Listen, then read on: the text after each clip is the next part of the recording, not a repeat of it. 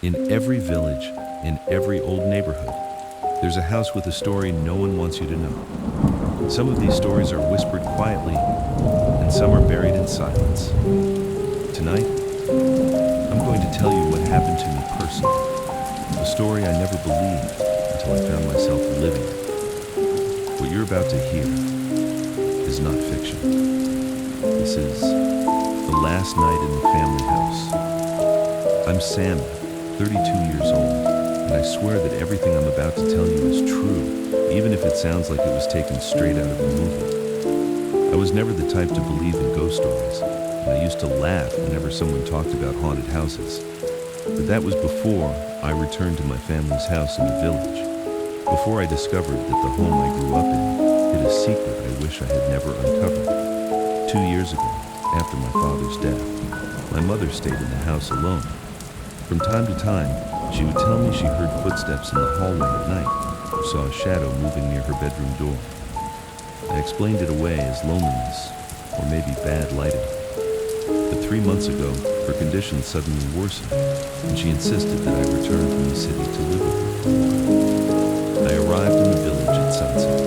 The air was cold, the sky thick with clouds, and mist was creeping in from the fields. When I stepped inside the house, everything was just as I remembered. The smell of old wood mixed with dampness, the same furniture that hadn't changed since my childhood. But there was something else, a heavy silence, as if the walls themselves were holding their breath. My mother looked tired, but I could see the relief in her eyes when she saw me. We talked for a while, then I went up to my old room. Everything was just as I had left it 10 years ago. Shelves full of school books, old movie posters on the walls. I felt a wave of nostalgia, but along with it, an unshakable thread of unease I couldn't explain. That night, I went to bed late. Around 2 a.m., I woke up to the sound of faint tapping, as if someone was knocking on the wall beside me. My first thought was that my mother might need something, but when I opened the door and called out to her, there was no answer. The hallway was dark, except for a faint light coming in from the window at the far end. I walked quietly and found her bedroom door closed, her steady breathing audible inside. I returned to my bed, telling myself it must have been the wind or the old wood creaking. The next day, I asked her about the knocking, but she said she hadn't heard a thing. I changed the subject quickly so as not to worry her. On the third night, it was different.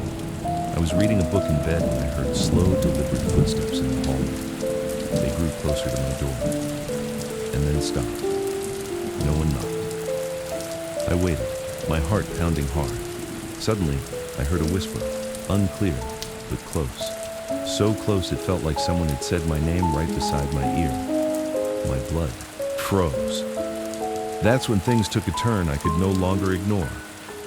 A week later, I was in the kitchen at night, looking for a glass of water. When I opened the fridge, I caught something in the reflection of the cabinet's glass panel. A tall shadow, its head tilted unnaturally, moving slowly from the doorway into the hall.